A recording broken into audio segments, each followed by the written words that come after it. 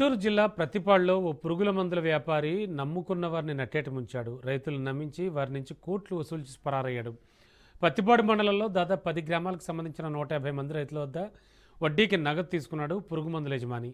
20 సంవత్సరాల నుంచి వ్యాపారం చేస్తూ కేటుగాడు ఒక్కసారిగా ఐపీ పెట్టాడు. దీంతో రైతులు పోలీస్ స్టేషన్లో ఫిర్యాదు చేయగా పోలీసులు విచారించి నిర్ధారించారు. విషయంపై స్పందించిన పత్తిపాడు ఎమ్మెల్యే రామాంజనేయులు రైతులకు న్యాయం జరిగే వరకు కూటమి ప్రభుత్వం పోరాడుతుందని భరోసా ఇచ్చారు.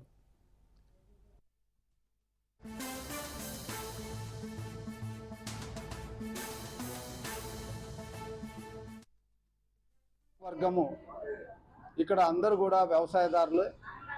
వ్యవసాయ ఆధారితమైనటువంటి ఈ పత్తిపాడు నియోజకవర్గంలో ఫర్టిలైజర్ షాప్స్కి ఒక ప్రాముఖ్యత ఉంటుంది. అదే కోణంలో అన్నప్రెడ్డి నాగిరెడ్డి అనేటువంటి వ్యక్తి తిరుమల ఎంటర్ప్రైజెస్ అనేటువంటి ఫర్టిలైజర్ షాప్ ద్వారా రైతులకి ఎరువులను సప్లై చేస్తూ వచ్చాడు. ఎరువులు సప్లై చేసి ఆయన ఖాతాలో ఉన్నటువంటి రైతులు ఏదైనా పంటలు పండిన తర్వాత మీరు డబ్బులు నాతో పెట్టుబడి పెట్టండి, ఇంకా వ్యాపారాన్ని అభివృద్ధి పరుస్తాను, మీకు వడ్డీలు ఇస్తానని చెప్పి నమ్మబలికి రైతుల దగ్గర నుంచి 50,000, 1,00,000 ఇలా ఎంత వీలుంటే అంత డబ్బులు తీసుకొని దానికి వడ్డీలు కడుతూ వచ్చారు. ఇది దాదాపుగా 10-15 సంవత్సరాలుగా బాగా సాగింది. రైతులందరూ నమ్మారు. దాదాపుగా 10 గ్రామాలకు సంబంధించి పత్తిపాడు మండలంలో సంబంధించిన 10 గ్రామాలకు సంబంధించి ఒట్టిచెరుకూరు, నందిపాడుకు సంబంధించిన 2-3 గ్రామాలు కూడా కలుపుకుంటే అందరూ రైతులు కూడా ఇతను వడ్డీలు ఇస్తున్నాడు కదా, సరే అతని వ్యాపారం బాగుంది, మాకేదో అంతో ఇంతో డబ్బు వస్తుంది అన్నటువంటి ఆశతో పండిన పంటకు సంబంధించినటువంటి అన్ని డబ్బులు కూడా ఇవ్వడం అనేటువంటిది చేశారు. నేను ఆల్రెడీ పురుగు మందుల కంపెనీలో 16 సంవత్సరాల నుంచి పనిచేస్తున్నాను. కంపెనీ ద్వారా పరిచయమైనటువంటి తిరుమల ఎంటర్ప్రైజెస్ ఓనర్ గారు అన్నప్రెడ్డి నాగిరెడ్డి గారు, గుమ్మస్తా గారు అయినటువంటి సోరా నాగరాజు గారు బాగా తెలుసు.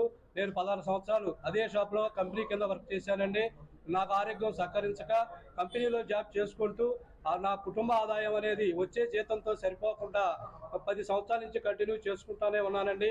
తర్వాత నాకు ఉన్నటువంటి ఖాళీ స్థలం అమ్మి కొంత డబ్బును తీసుకొని తిరుమల ఎంటర్ప్రైజెస్ నాగిరెడ్డి గారికి, నాగరాజు గారి సమక్షంలో ఇచ్చానండి. వడ్డీ ఇస్తున్నారు ప్రతి సంవత్సరం, అందరు రైతులను గమనిస్తూనే ఉన్నాను. అదేవిధంగా ఇస్తున్నారు కదా అనే ఉద్దేశంతో నేను కూడా ఆరోగ్యం సహకరించక ఉన్నదాన్ని కొద్దిగా సేవింగ్ చేసుకుందాం అనే ఉద్దేశంతో ఇచ్చానండి. ఇచ్చిన తర్వాత ఏమంటే ప్రతి సంవత్సరం వడ్డీ ఇస్తున్నారు. తర్వాత 1-2 సంవత్సరాలు ఇచ్చిన తర్వాత వాళ్ళలో ఏ విధమైనటువంటి విభేదాలు ఉన్నాయో మేమైతే గమనించలేదండి. తర్వాత కొన్ని సంవత్సరాలకి ఈ విధంగా ఫ్రాడ్ చేశామని చెప్పేసి రకరకాల కారణాలతోటి డబ్బులు అడిగితే పంటలు పండలేదు, రైతుల దగ్గర నుంచి రావాల్సినవి ఉన్నాయి, రాగానే ఇస్తామని చెప్పారండి. ఈ విధంగా మమ్మల్ని మోసం చేసి ఇవాళ మాకు ఆరోగ్యం సరిగా లేదండి. మా ఇంట్లో పిల్లలకు చదువు నిమిత్తం దాచుకున్నటువంటి డబ్బులు పిల్లలను కూడా చదివించలేక చాలా ఇబ్బందులు పడుతున్నానండి. మీ అందరి దగ్గర నా యొక్క ఆరోగ్య విషయం సమస్య కానీ, మా కుటుంబ సమస్య కానీ మీరందరూ దయించి వారి దగ్గర నుంచి డబ్బులు ఇప్పించి మాకు సహకరించవలసిందిగా కోరుచున్నాము.